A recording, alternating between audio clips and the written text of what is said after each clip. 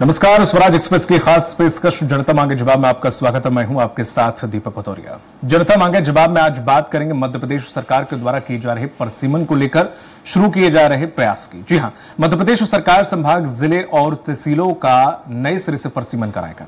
वहीं सरकार की इसको लेकर क्या मंशा है ये भी हम जानेंगे, लेकिन उससे पहले बात करेंगे छत्तीसगढ़ सरकार के लाल आतंक को 2026 तक खत्म करने के दावे की।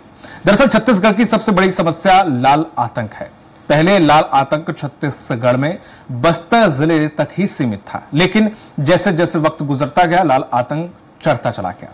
लाल आतंक ने करीब 17 जिलों में पैर पसार लिए। ऐसे में सरकार की कोशिश है कि प्रदेश से नक्सलवाद का जल्द ही खात्मा कर दिया जाएगा।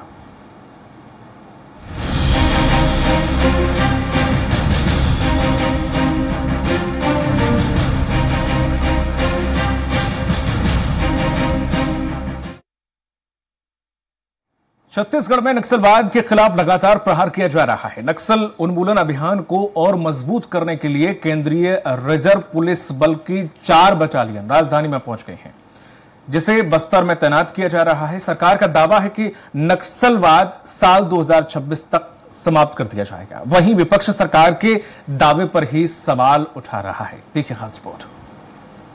छत्तीसगढ़ पहुंची सीआरपीएफ की 4 नई बटालियन में से 3 बटालियन झारखंड से और 1 बटालियन बिहार से आई है।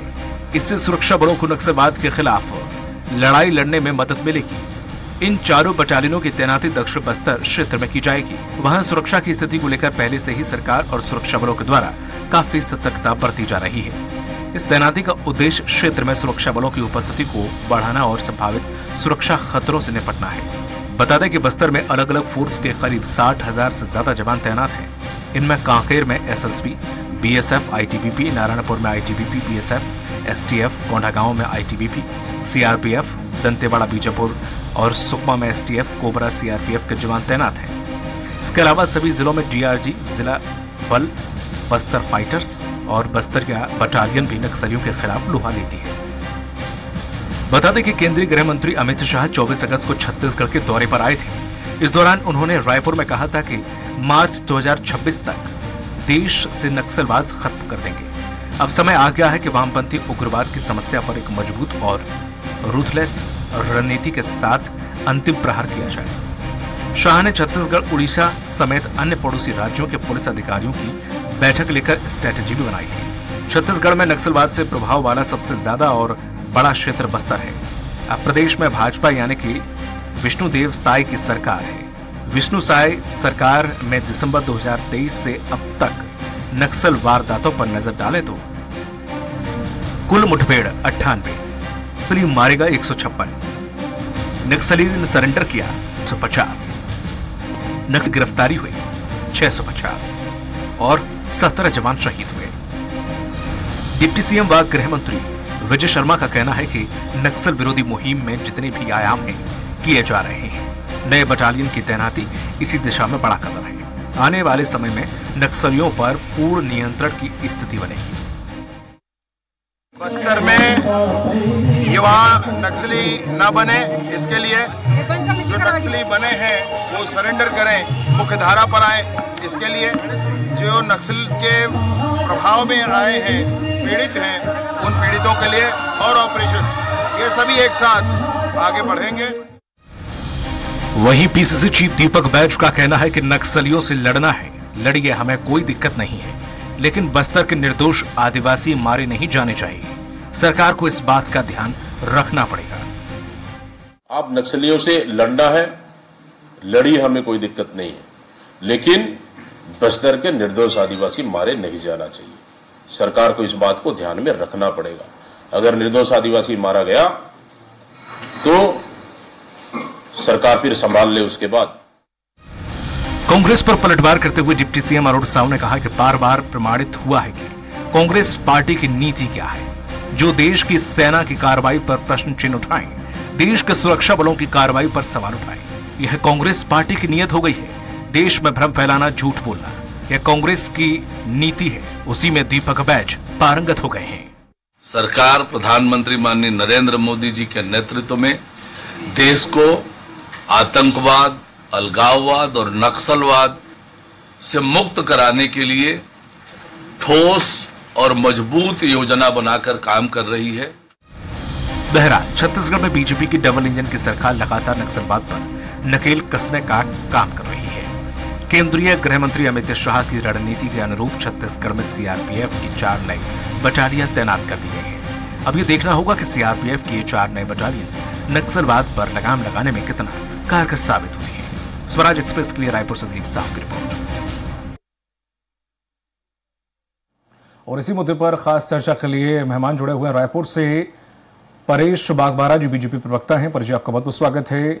अनिल सिंह चौहान जी हैं कांग्रेस प्रवक्ता, अनिल जी आपका भी बहुत बहुत स्वागत है। और गंगेश द्विवेदी जी हैं जो कि वरिष्ठ पत्रकार है, गंगेश जी आपका भी बहुत बहुत स्वागत है। गंगेश जी, जिस तरह से देख रहे हैं हम कि कुछ महीनों से बीजेपी जिस तरह से नक्सल समस्या के खात्मे के लिए प्रयास कर रही है और उसके नतीजे भी निकल रहे हैं और बहुत सारी चीज न्यूट्रलाइज कर दी गई है, तो इससे एक चीज तो साफ होती है कि जब से छत्तीसगढ़ बना उसके बाद से जो सरकारें आई उनमें कहीं ना कहीं इच्छा शक्ति या फिर यो कहें कि वो मकसद शायद नहीं था। अगर होता, जिस तरह से अभी बीजेपी ने दृढ़ संकल्पित होकर 2026 का अल्टीमेटम दे दिया है कि हम खत्म कर देंगे, और यही इच्छा शक्ति अगर जताई होती तो शायद ना तो ये इतना पनपता और ना ही शायद इतना जान माल के छत्तीसगढ़ का नुकसान होता है अब तक।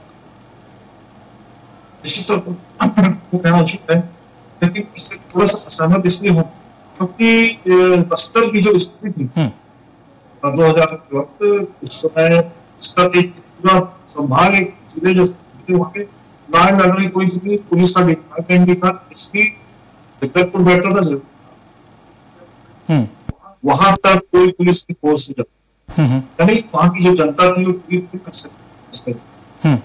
और उस समय समझ लो कि जस्ट पैकेटिंग रथौर करके सराय के पास है वर्किंग की उस समय शुरुआत था। साथ ही साथ एजुकेशन के सेक्टर में जो रमन सिंह के कार्यकाल में काम हुआ है, मैं उसको भी मानता हूँ कि एजुकेशन में नक्सलवाद के खिलाफ आदिवासी जो जागरूकता है उसमें एजुकेशन का बहुत बड़ा रोल है। दंतेवाड़ा पूर्व नक्सली क्षेत्र था, जीता था, वहां पर पूरा एजुकेशन सिटी बसाई गई। चौधरी वित्त मंत्री हैं, इनका ही कॉन्सेप्ट था और वो उस जगह पे कल्पना नहीं की जा सकती उस वक्त कि इतना बड़ा एजुकेशन हब एजुकेशन सिटी बसाई जा सकती है।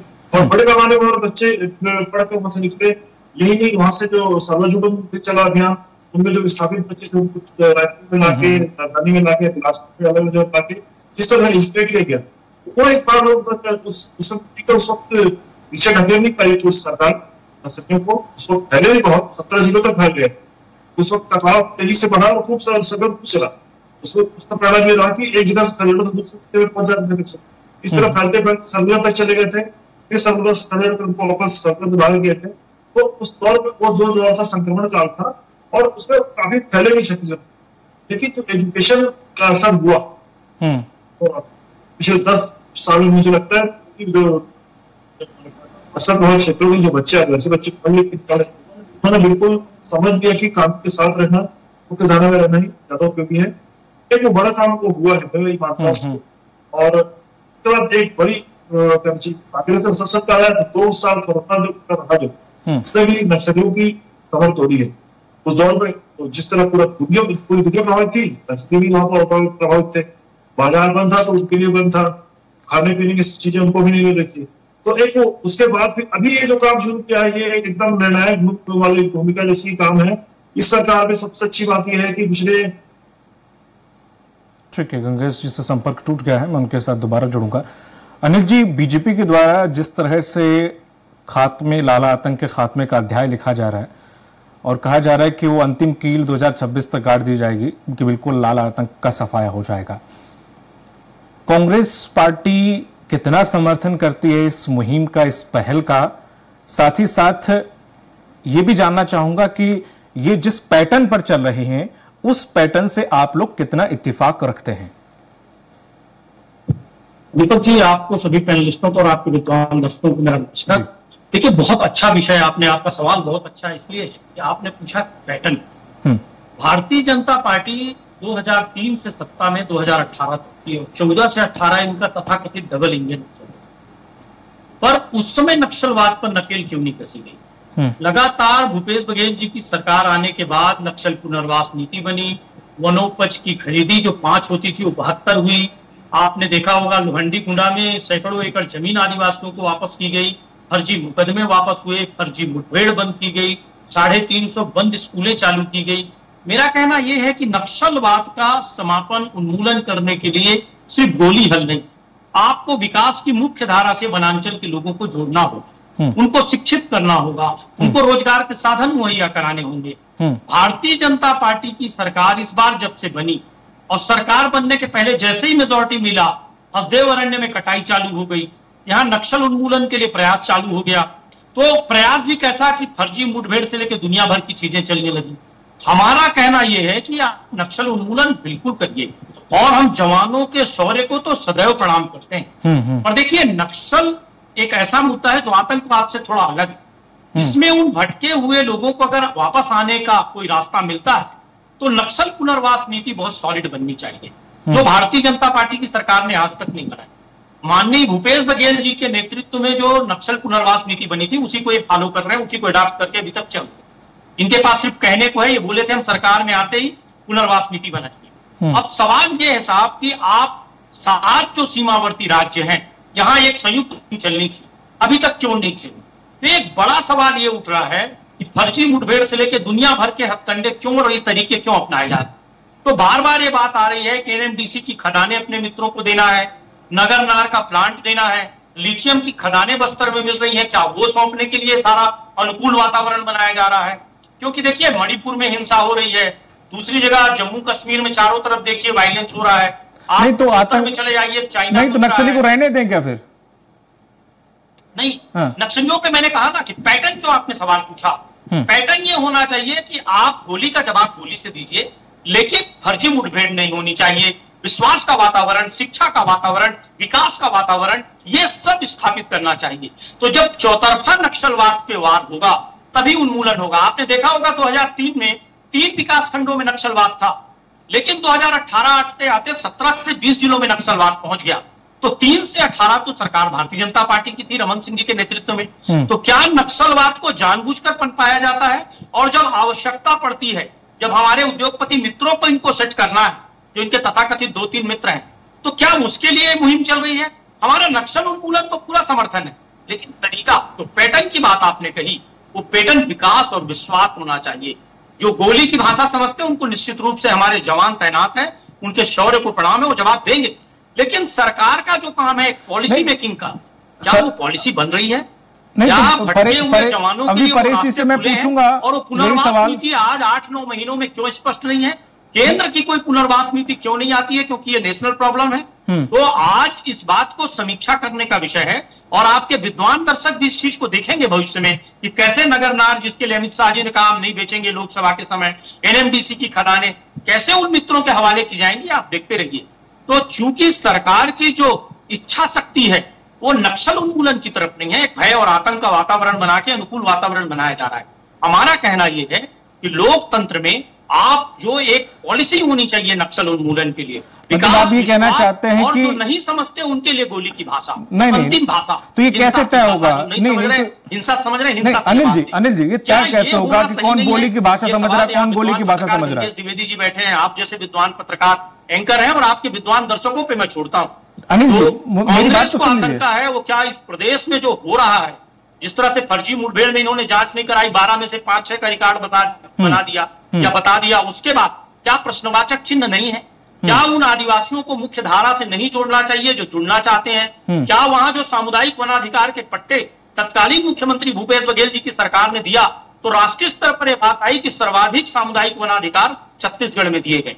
तो आदिवासियों को, वनांचल के लोगों को अधिकार देना, लोकतंत्र में उनको विकास और विश्वास में लेना, ये भी एक बहुत महत्वपूर्ण विषय है। कांग्रेस लोकतंत्र की हिमायती है, संविधान और कानून की हिमायती है, लेकिन षड्यंत्र की हिमायती नहीं है। ठीक है, इसलिए हमारा कहना है मेरी आवाज आप तक आ रही है? सरकार को पारदर्शिता रखनी चाहिए और पारदर्शी नीति बनानी चाहिए, जिससे इस नक्सल उन्मूलन पर अनिल जी आप तक आवाज आ रही है? का सबका विश्वास जमा रहे और देश एक नई दिशा में आगे बढ़े। ठीक है, अनिल जी तक आवाज शायद नहीं जा रही है। बच्चे का पैट्रियोटिज्म, जो अपने राज्य और राष्ट्र की भक्ति का एक भावना है, वो जागे, किसी का दमन ना हो, जबरदस्ती एक बेकसूर बेकार में ना मारा जाए। सिर्फ कांग्रेस का इतना ही कहना। ठीक, परेश जी आप तक आवाज आ रही है?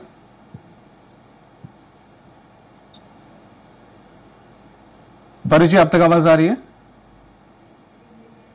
ठीक है, परेश जी तक आवाज नहीं पहुंच पा रही है। गंगेश जी आप तक आवाज आ रही है?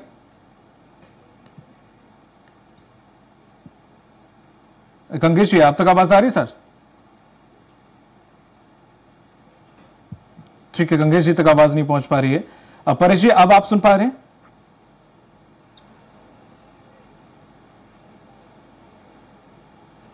परेश जी को शायद, ठीक। अनिल जी, जिस तरह से जैसे कि आपने बताया कि उन्मूलन की राह पर हम चले हैं और जिस तरह से हमने ये काम किया है, हमने उनके नीति बनाई उन्मूलन के लिए, शिक्षा के अलग जगाई, तो अगर हम ये देखें कि जिस तरह आप इन शॉर्ट अगर छोटे शब्दों में कहें तो आप बोली से कोशिश कर रहे थे कि बोली से वो कैसे भी करके मान जाए, तो ये कैसे तय करेंगे आप कौन बोली से मान रहा है कौन गोली से मान रहा है? और आपने प्रयत्न करके देखे, क्या बहुत बड़ा फर्क आया था उन 5 सालों में? देखिए दीपक जी, बहुत सरल सवाल है, बहुत ही सरल। इसलिए सरल है कि जो लोग जो नहीं आएंगे हमारे विकास और विश्वास की नीति पर सामने, जो वहां हम उनको रोजगार के अवसर देंगे, विकास के अवसर देंगे, वनोपज की खरीदी करेंगे, उसके बाद भी जो बंदूकें उठाते हैं, हमारी नक्सलवाद पुनर्वास नीति बहुत अच्छी हो, हमारे शिक्षा के अवसर बहुत हो, स्थानीय स्तर पर रोजगार की व्यवस्था हो, मनरेगा जैसी योजना या दूसरी योजनाएं जिसके माध्यम से रोजगार मिले, उसके बाद भी जो गोली की भाषा समझेंगे उनको गोली से जवाब दिया जाएगा। तो सर वो उस तरफ जो जंगल की तरफ है वो यही भाषा तो समझ रहे हैं। अगर ऐसा होता कि जो लोग बोली से समझ रहे होते तो वो तो अब तक आ चुके होते, कुछ आ भी रहे हैं। जैसा कि मैं देख पा रहा हूं आंकड़े 650 तकरीबन 2023 से 2024 तक 650 लोग सरेंडर खुद को कर चुके हैं, तो ये बोली वाले हैं। अब जो जंगल में है वो गोली वाले हैं, तो वो उसी तरफ से उनका जवाब दे रहे हैं। बटालियन जो बुलाई जा रही है वो गोली वाली है। देखिए दीपक जी, ऐसा नहीं है। ये जो 650 लोग सरेंडर किए हैं वो कांग्रेस सरकार की तत्कालीन नीति है नक्सल पुनर्वास की। हजारों लोगों ने कांग्रेस सरकार में सरेंडर किया। और आप अध्ययन कर लीजिए, छत्तीसगढ़ निर्माण के बाद से 2000 से 2023 तक सबसे कम नक्सल वारदातें 18 से 23 के बीच हुई, क्योंकि हमारी नक्सल पुनर्वास नीति बहुत अच्छी थी। 2000 से 2003 के बाद 20 तो नक्सलवाद, आप पता नहीं कौन से आंकड़ों की बात कर रहे हैं, पर हमने तो देखा लगातार बीजेपी नेताओं की हत्या हुई, लगातार मुठभेड़ होती रही। हाँ, पुलिस से मुठभेड़ अब कैसे होगी? जब पुलिस जाएगी नहीं तो मुठभेड़ होगी नहीं, तो वारदात होगी नहीं। तो बहुत सिंपल सी बात है ना सर, अगर पुलिस जाएगी उन्हें खदेड़ेगी तो जाहिर सी बात है मुठभेड़ भी होगी, चाहे इधर से लोग मरे चाहे इधर से हमारे जवान शहीद हों, ऐसी मुठभेड़ होगी। ठीक है, मैं आपके पास आऊंगा। परेश जी तक आवाज फिर से पहुंच, परेश जी अब तक आवाज आ रही है? आप नक्सल मांद में घुसकर उन्होंने आक्रमण किया पहली बार 18 से 23 के बीच में। अनिल जी मैं आपके पास आऊंगा। परेश जी से बहुत समय से टेक्निकल इश्यू की वजह से मैं सवाल नहीं ले पाया था, मुझे परेश जी से सवाल लेना है। परेश जी, जिस तरह से देखा जाए ये बार बार उन्मूलन का जिक्र कर रहे हैं कि 2000 पिछले अगर 15 साल तक आप रहे तो वो जो उनके पुनर्वास नीति जो हमने बनाई है वो आपने क्यों नहीं बनाई? अगर ऐसे होते तो शायद आतंक, लाल आतंक इतना फैला भी नहीं होता और उस पर कंट्रोल किया जा सकता था। इन शॉर्ट अभी भी वो यही कहना चाह रहे हैं कि कोशिश करें कि वो बोली से काम चल जाए और नहीं तो थोड़ा और राहत दें उन्हें, कुछ और अच्छी उन्मूलन नीति निकालें या फिर थाली से पूजा करें कि सर आ जाएं आप कैसे भी करके, लेकिन गोली का इस्तेमाल ना करना पड़े।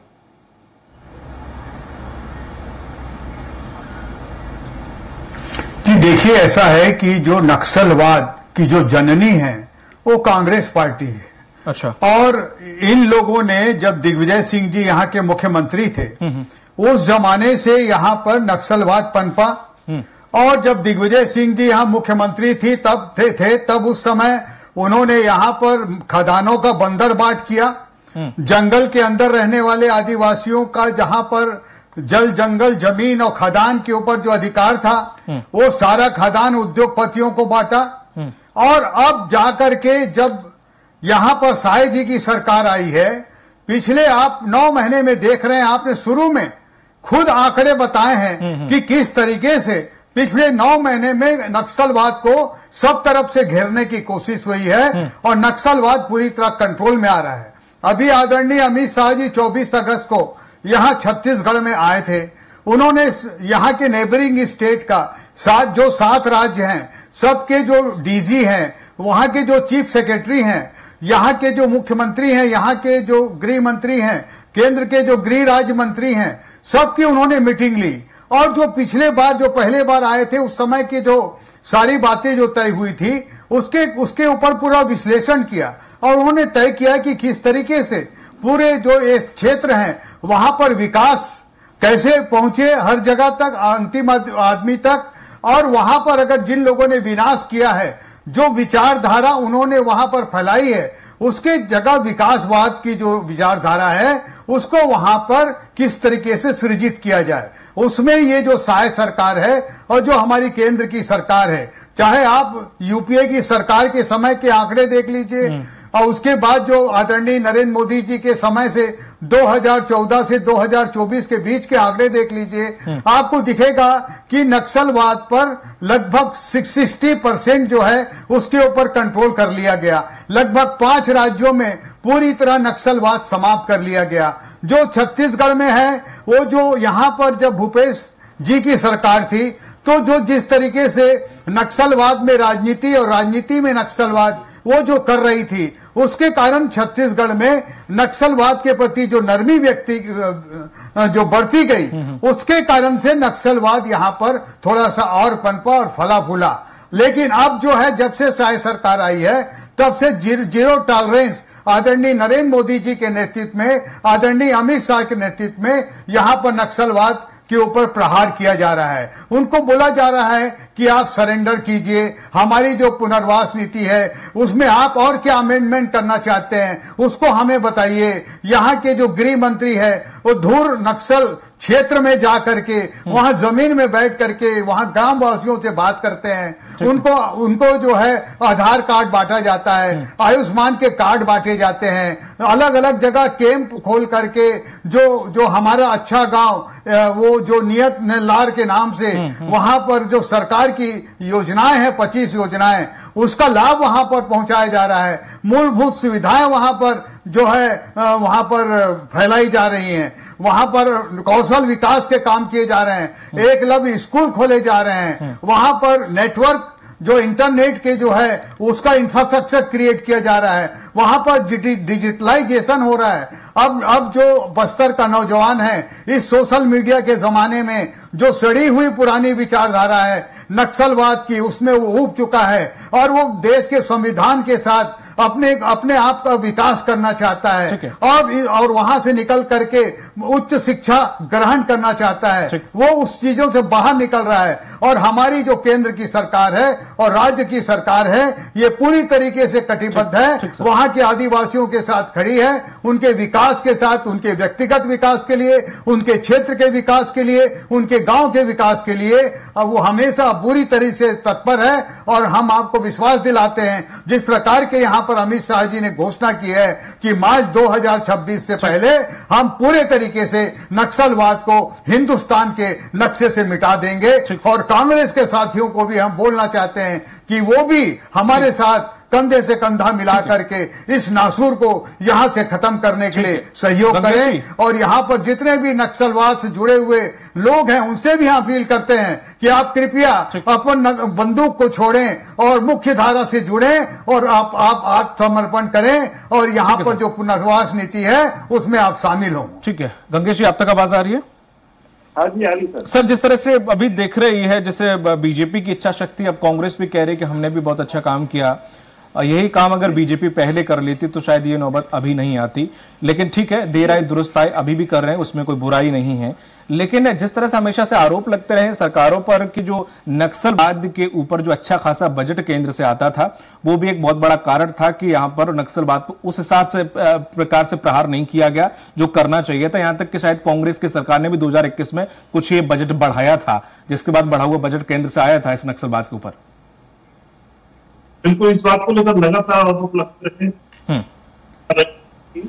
कि एक जो बड़ा बजट दक्षिण में मुरल भी आता है वो उसमें कहीं न कहीं बंदरवाट होती है। और खासतौर पर बस्तर के जो विकास के कार्य हैं वो सामान्य शहर सामान्य क्षेत्र के कार्यों से 3 गुना 4 गुना अधिक बजट उसमें खर्च होता था। तो एक वो कारण तो रहा है अपनी जगह पे, लेकिन अभी जो काम मुझे लगता है, अभी जो स्टेप लिया है सरकार ने, मुझे लगता है वो बहुत ही अच्छा स्टेप है, निर्णायक स्टेप है। कि देखिए, ये खाली छत्तीसगढ़ की बात नहीं है या प्रभावित इलेक्ट्रिक प्रभावित जो क्षेत्र है, करीब 10-11 राज्य हैं, उनकी ही बात नहीं है। इंटरनेशनल प्रेशर है इसमें, इंटरनेशनल लेवल पे इनको सपोर्ट है नक्सलियों को, ये खाली अपने देश की बात नहीं है। यहाँ पर कोई नक्सली बड़ा नक्सली पकड़ आता है तो वहां से संयुक्त राष्ट्र संघ से वॉच करने के लिए पूरी टीम आ जाती है। ये इन सब प्रेशर के साथ ये केवल जब तक इनसे केवल बातचीत से बात नहीं बन रही, ये बात सच्ची है। अब जब एक्शन हो रहा है तो ये अपने आप खुद भी आके टेबल पे बैठेंगे, और नहीं तो हमारी फोर्स और खड़े रखे इनको पीछे धकेल नहीं रही है। पर गंगेश जी, सवाल ये खड़ा होता है कि जिस तरह से दीपक बैज जी ने साफ कहा है कि जो बस्तर के निर्दोष आदिवासी हैं उन्हें हार्म ना पहुंचाए, बाकी आप जो लोग कर रहे हैं, जो आप काम कर रहे हैं आप करिए। इसमें कहीं ना कहीं थोड़ा सा आगे चल के मुझे ऐसा लगता है कि जब भी कार्रवाई हुई है, कुछ निर्दोष ऐसी खबरें आई कि कुछ निर्दोष आदिवासी इसमें मारे गए हैं, इस पर जांच भी चली, उसका क्या निष्कर्ष निकला अभी तक किसी में सामने नहीं आ पाया।